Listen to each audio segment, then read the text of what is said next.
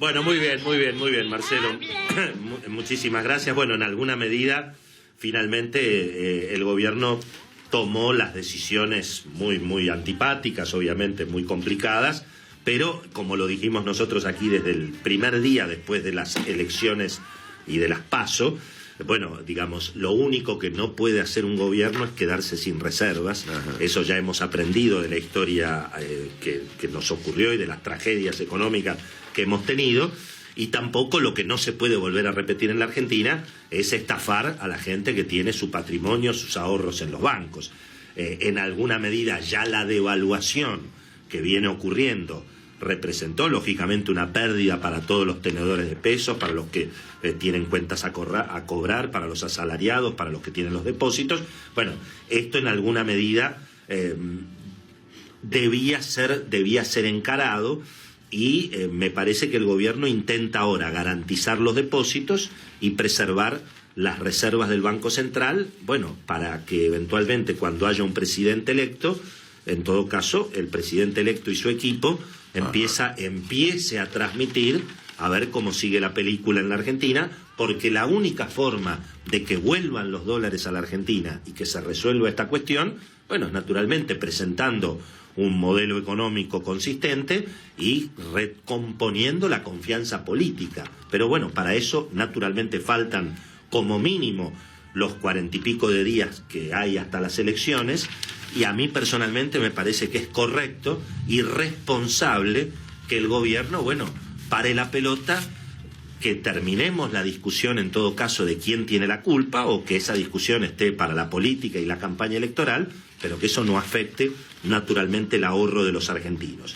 ¿Se va a poder lograr con estas medidas? Bueno, por supuesto dependerá de cómo se vaya recomponiendo la confianza, que no es nada fácil, y en principio una de las preguntas que nos vamos a empezar a responder hoy es qué es lo que va a hacer ahora el Banco Central. Es decir, el Banco Central va a intervenir más fuerte en el mercado para tratar de ponerle un precio máximo eventualmente al dólar en 55/60 pesos. ¿Tiene reservas el Banco Central eventualmente para ponerle el pecho a que se profundice una corrida contra el peso? Bueno, yo te diría que ahora tiene mucho más reservas que la semana pasada. Primero porque, bueno, justamente ya hay una cantidad de dólares que se necesitaban para pagar la deuda de corto plazo. Esa deuda ya se sabe que no se va a pagar, o en todo caso que se van a atender los vencimientos en el mejor de los casos dentro de 3 meses, dentro de 6 meses. Y al mismo tiempo, bueno, la cantidad de pesos que pueden eventualmente ir a comprar dólares ahora es un poco menor, al menos en el mercado oficial. Y por supuesto, insisto, Marcelo, va a haber, por un lado, el gobierno tiene que mostrar que tiene más reservas, eso lo ha logrado con estas medidas que se han tomado, pero también tiene que frenar un poco la devaluación, porque de alguna manera la mejor manera que la gente se tranquilice, primero, es que se estabilice el precio del dólar. Y segundo, ¿qué es lo que va a pasar seguramente esta semana? Cuando la gente vaya al banco y vea que los dólares están, bueno, puede ser que al principio los retire, después mañana le pregunta a un amigo, el amigo le dice, mirá, la verdad que yo no tuve ningún problema, o tuve que venir al día siguiente.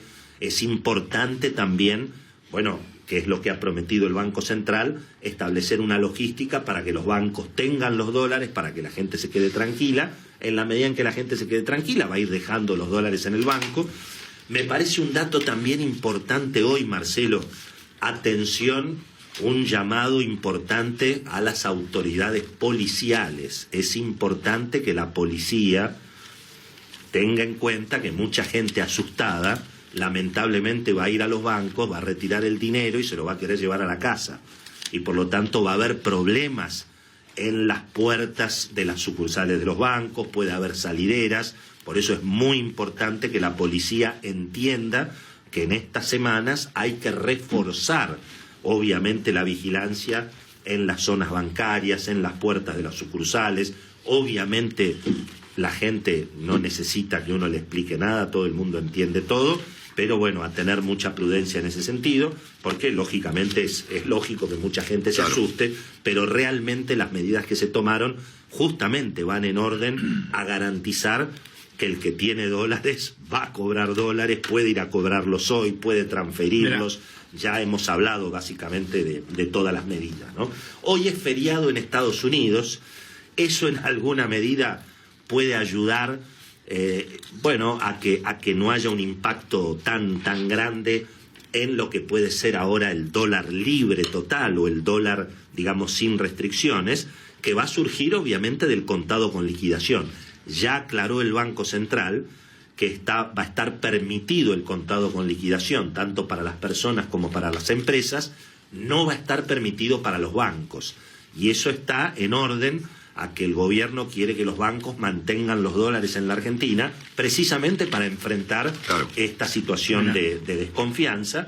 Seguramente va a aparecer una brecha cambiaria que va a tener que ver, con cuánto cotiza, por ejemplo, en pesos la acción de YPF en la Bolsa de Buenos Aires, cuánto cotiza en dólares en Nueva York, y en función de la diferencia de cuántos pesos se necesitan, obviamente, para comprar una acción de YPF en Nueva York, la acción de YPF o un bono argentino, de ahí surge el precio del contado con liquidación, o el precio del dólar en el mercado libre. Seguramente va a haber una brecha, porque aquí, digamos, en alguna medida el cepo está puesto al peso, no al dólar.